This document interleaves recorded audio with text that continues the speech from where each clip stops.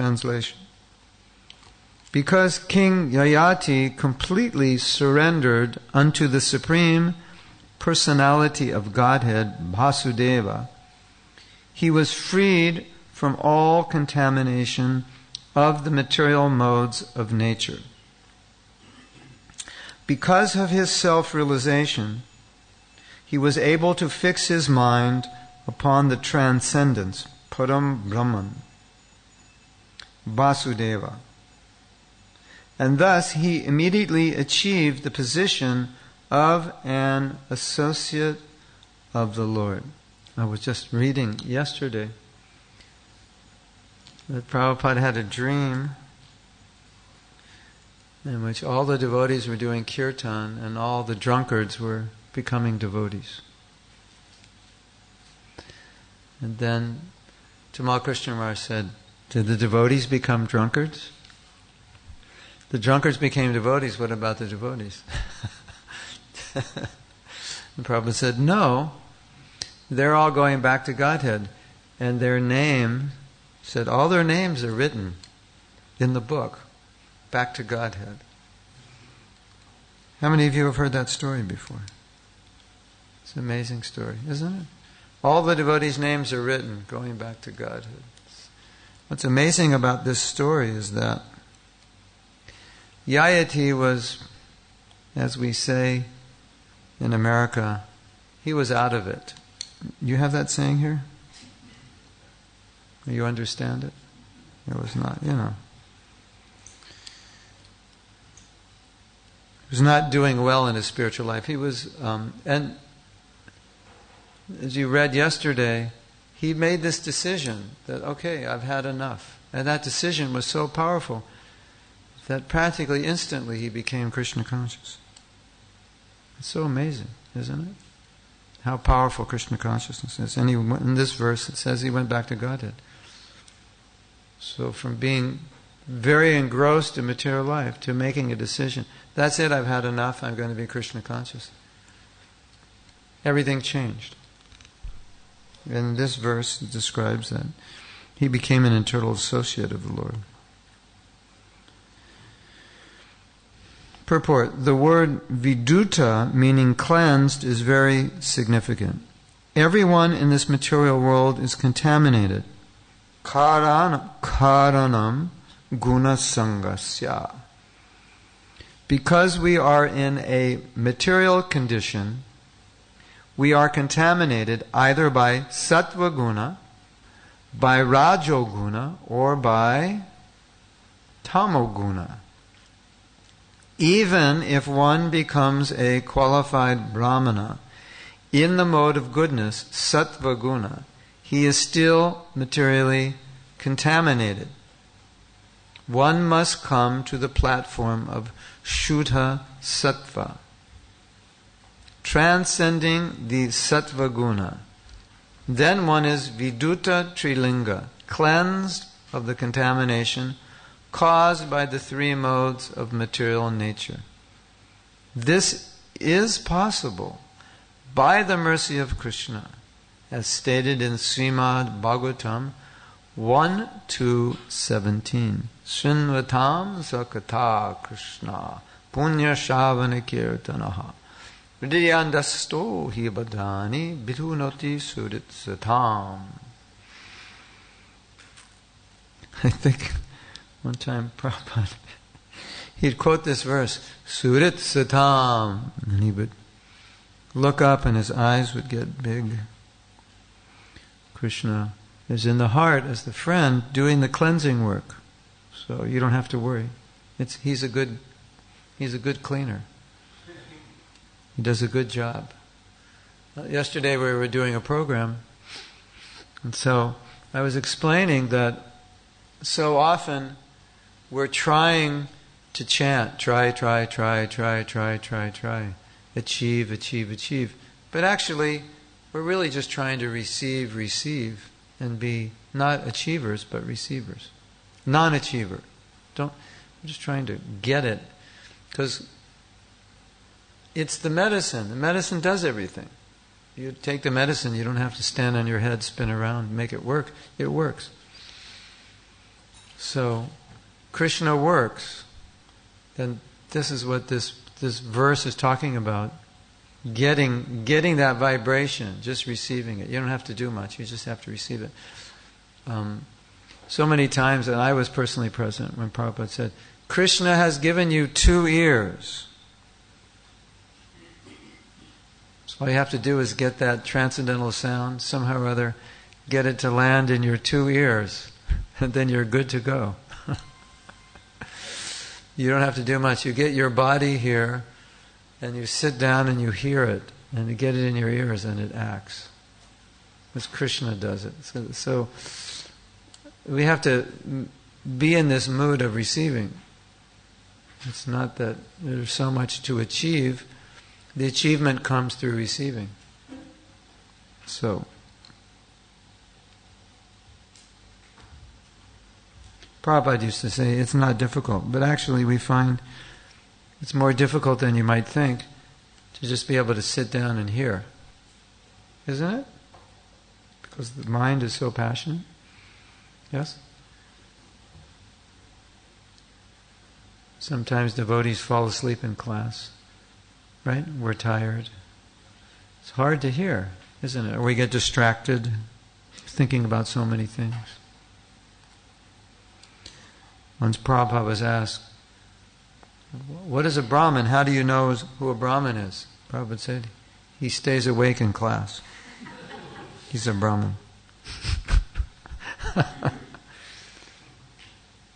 So if you stay awake today, we'll give you Brahmin initiation tomorrow.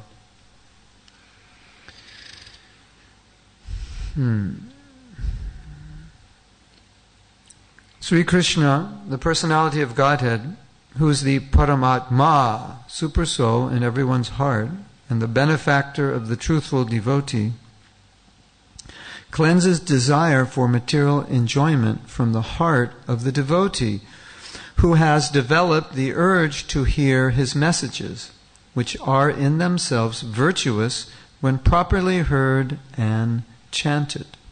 A person trying to be perfectly Krishna conscious by hearing the words of Krishna from Srimad Bhagavatam or Bhagavad Gita certainly has all the dirty things cleansed from the core of his heart.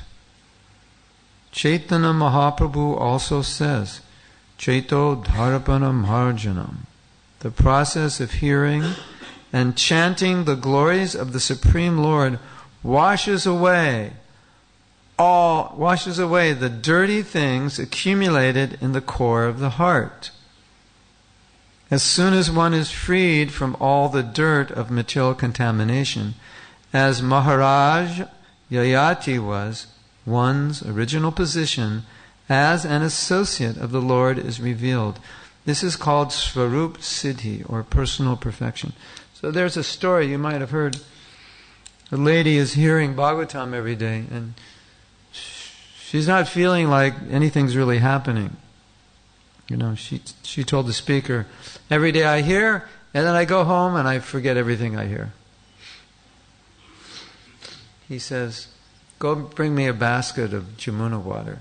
So he gives her a basket, and she goes to the Jamuna, and of course, all the water, by the time she gets back to him, it's drained out. He goes, go back, bring me the water. So this goes on a few times. And she said, and every time I come back, by the time I get back, there's no water in the basket, because obviously basket has holes in it. And then he asked her a question, is the basket clean? And she said, yes. So he said, you keep hearing Bhagavatam.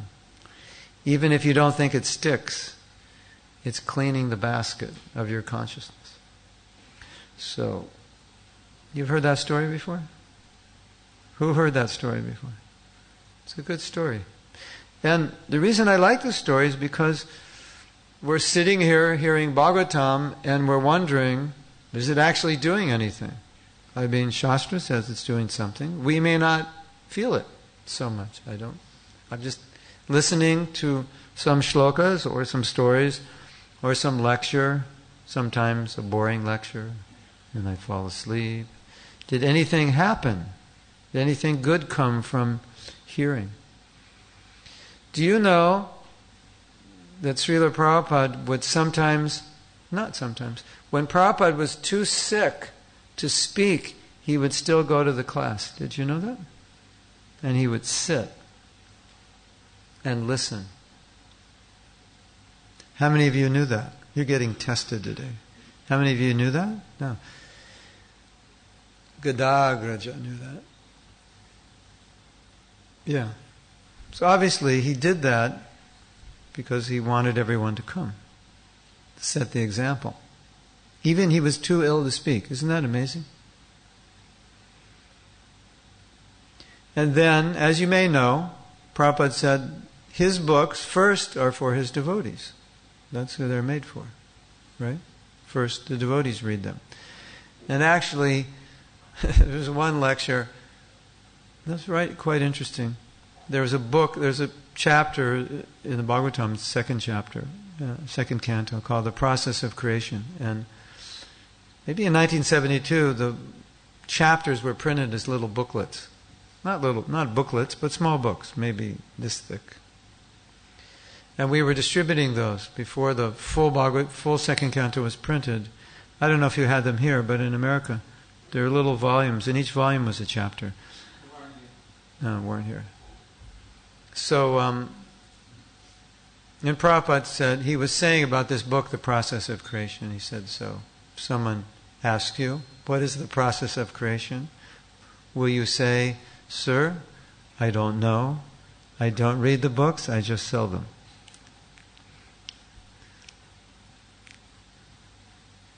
Then, you want to hear something really interesting?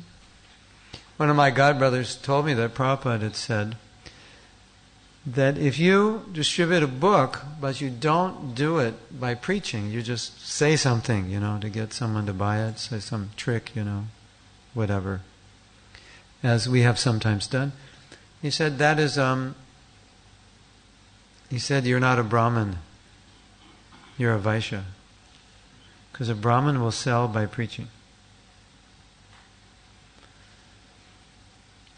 Anyway, so Prabhupada, he was writing his books for us first.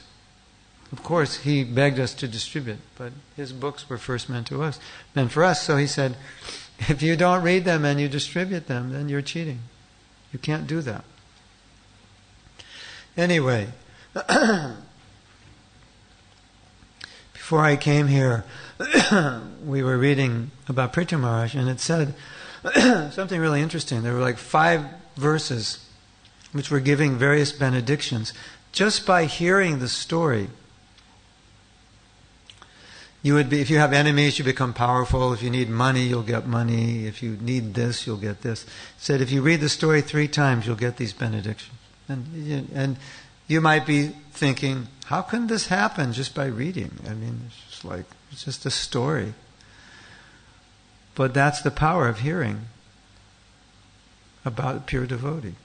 There were maybe like 10 benedictions that were stated in the end of that chapter. If you read this story 3 times, all these benedictions will come to you if you require them. So, hearing is very powerful. In this verse, Prabhupada's quoting this verse, Abhadrani, that by hearing, all these contaminations come out of the heart. There's something interesting that Vishwanath Chakravarti Thakur has described. In this series of verses in the Bhagavatam, it says that by hearing you'll come to Stitte Satam Prasidati, you'll become situated in goodness, and then you'll become satisfied. And there's an interesting purport. Because when you come to goodness, the idea is that in goodness you're not really bothered by passion and ignorance, so you're fairly peaceful, prasidati, right? Because passion and ignorance don't bother you. So, and basically this is the stage of nishta. You're fixed, so you're not one day up, one day down. Sunday night you're in bliss, Monday morning you're in misery. That happens in some stage, when you're a devotee in the beginning, sometimes you're up and down. So, Vishwanath Chakravarti Thakur says, you're not up and down. And he says something interesting. He said that when you become, through hearing, he's quoting this series of verses, through hearing, then you become situated in goodness just by hearing, of course by chanting. And then, even though the influence of material desire will be there, you'll actually, even if you have material desire, you don't really feel it anymore. It doesn't bother you. It's just kind of there. So there's a difference between material desire that you feel, that's pushing you, and material desire that you're aware of. And it doesn't push you. It's just, yeah, I know I have that desire. It doesn't bother me. So he said that's how a devotee will experience when he comes to sattva guna. It's not that he won't be aware immediately of his material desires, because it says almost. It's almost cleansed. So what Prabhupada has said, you will get at the stage of nistha, you'll get 75%. Then as you go up to ruchi, asakti, bhava, even in bhava there's something there. It's not perfect yet. You know that? In bhava. Bhava's not perfect. There's still something. Some attachment, some contamination. Just like the gopis, Krishna blew the flute and they couldn't go. They couldn't go because there was something. Externally it appeared their husbands that were stopping them. Actually, their husbands were stopping them because they weren't qualified to go to the Rasa Lila. There was something there. Their husbands are devotees, so why would their husbands stop them? You think, oh, these husbands, they're very bad. They stop their wives from going to Rasa Lila. Who are their husbands? They're eternal associates of Krishna.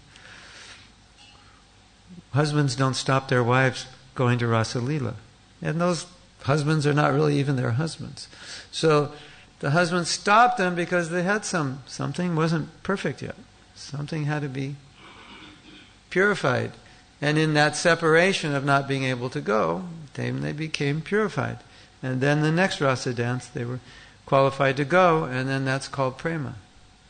So even on the stage of bhava, it's not perfect yet.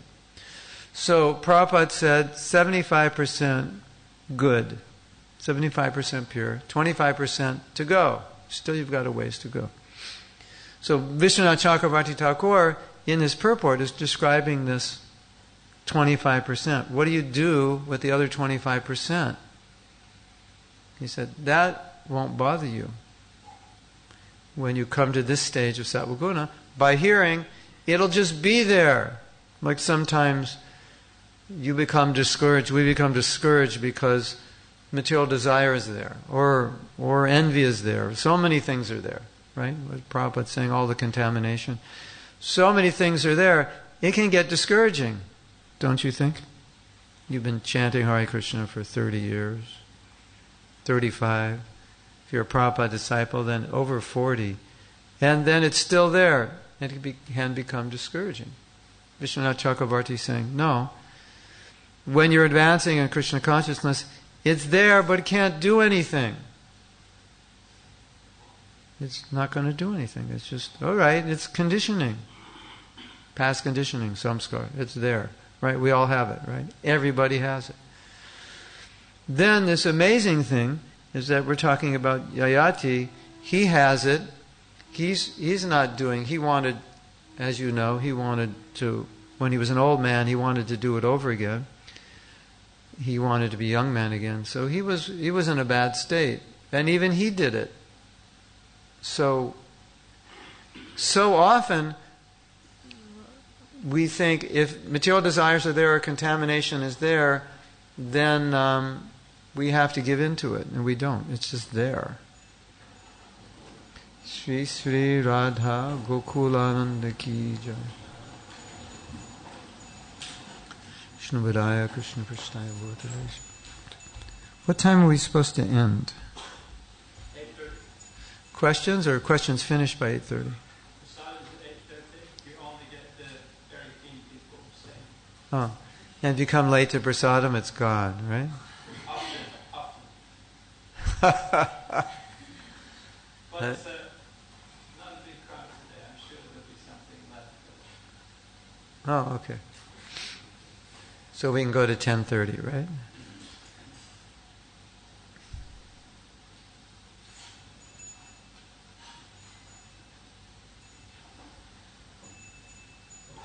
The power of Krishna consciousness is that no matter what condition we're in, we can act in spite of any material desire or contamination. We don't have to give in to it. And so often, when the desire is there, then the devotee becomes discouraged. Oh, after so many years, still I have this attachment. Still I have this desire. And you can become very, very discouraged. But discouragement is not a sign of Krishna consciousness. Encouragement, in spite of the desire, is a sign of Krishna consciousness. Even though I have these desires, I don't give in to them, and I'm encouraged, and I'm focused on my devotional service. And this, also Vishwanath Chakravarti Thakur has explained this. And he said, a devotee, his devotee has a very interesting mentality, and his mentality is that his focus is on what he wants in Krishna consciousness. His focus is not on what's wrong with his Krishna consciousness. You understand the difference? Like, there's something wrong with all of us. You agree? Oh yeah, Prabhu, I agree. I can see it in all the devotees. Something's wrong with them, right? No. We know something's wrong with us. We know something's wrong with everybody. We know we're not perfect, right? So Vishwanath Chakravarti Thakur says that's not what a devotee meditates on. He doesn't meditate on what's wrong with him. He meditates on his goals, what he wants, his desires. That's where his mind is focused. So that even though there may be so much contamination going on within him, because of his desire to be Krishna conscious, it doesn't really bother him that much. He doesn't focus on it. He doesn't become depressed about it. I'm so this, I'm so that. Because he's excited about being Krishna conscious. And that's the same thing that's explained in the verse Apichet Suduracharo, that verse. Because in that verse it says, Krishna says, you should see a devotee who's fallen as a sadhu. And then Vishwanath Chakravarti Thakur also explains. He said, because the devotee thinks, I've done something wrong, and he's remorseful, but he's thinking, I want Krishna. So you see the difference? He's not thinking, oh, I did something wrong, I'm so bad, what's the use of going on? He's thinking, I want Krishna. So it's the same thing happened. Nothing changed except where he's focused his mind. So Krishna says, you have to think of him as a sadhu because he's thinking, all I want is Krishna consciousness. That's what I want. That's what he's thinking. I've done something wrong and I want Krishna consciousness. He's not thinking, I'm useless, I'm horrible, what's the point? I fell down, might as well give up. Right? That's actually the mode of ignorance. And it's talking here about the effects of the modes of nature. At least if you come to the mode of goodness, then you'll be positive.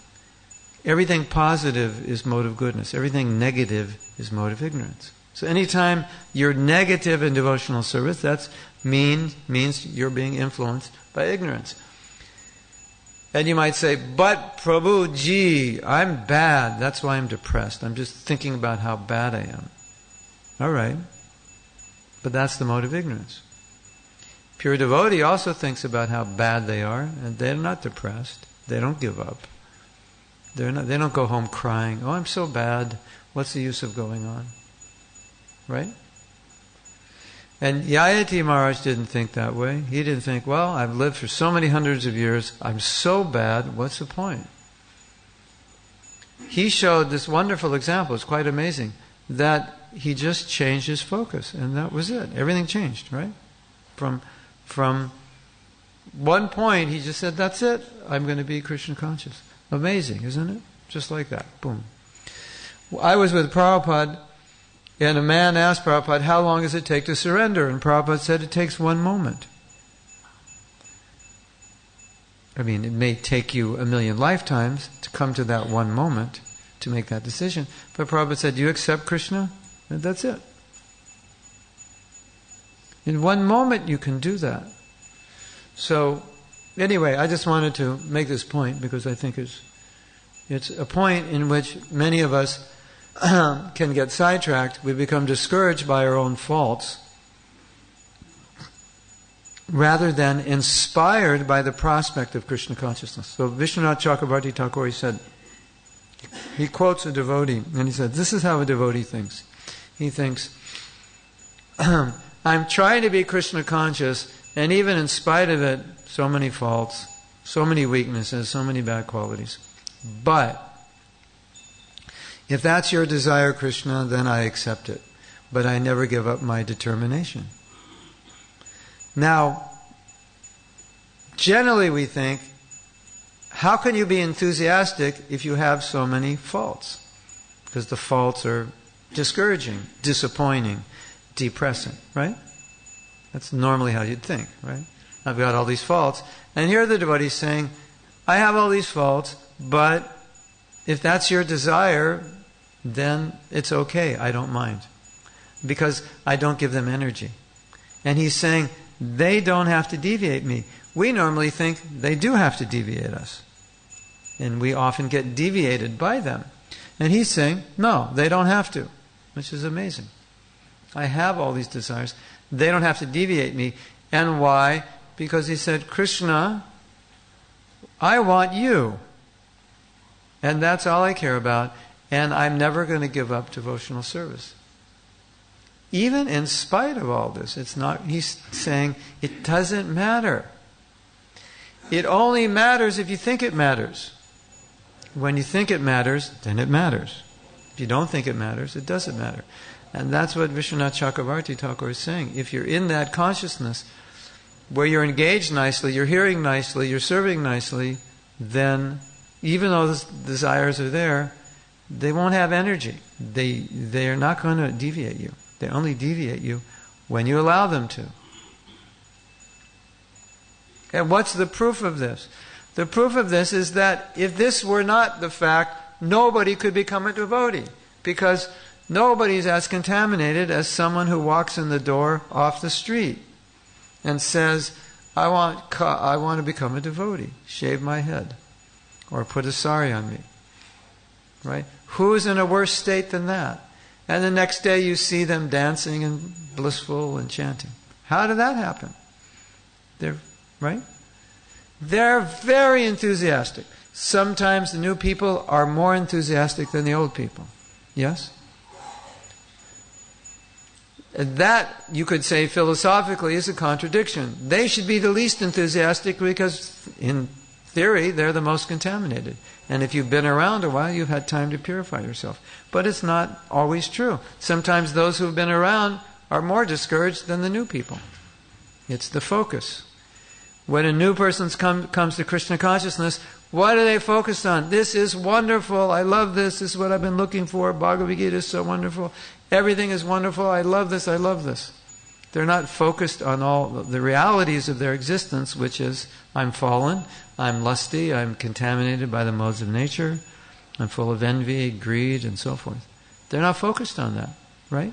That's why they're blissful. You agree? So if anyone should be discouraged, it should be them.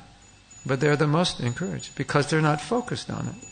They're not allowing those desires to deviate them. Otherwise, if they did, nobody could become a devotee. We'd walk in the temple, we'd be given the program, and we'd say, this is wonderful, but I'm too fallen, I'm too contaminated, I can't do it. So that's actually the mode of ignorance. Mode of goodness is, no matter what, I do it. And that's this apichet sudaracharo verse. The devotee is saying, okay, I've fallen, I'm remorseful, but somehow or other all I want is Krishna. And then Krishna says, you must see him as a sadhu. That's a sadhu. The sadhu is one, he wants Krishna despite the fault. And that's why it said a man is judged by his ideals, not by where he's at, but where he wants to go. That's how you judge a person. Right? So why don't we stop here? Because we have to end in 5 minutes. And we should leave time for discussion, questions, or complaints.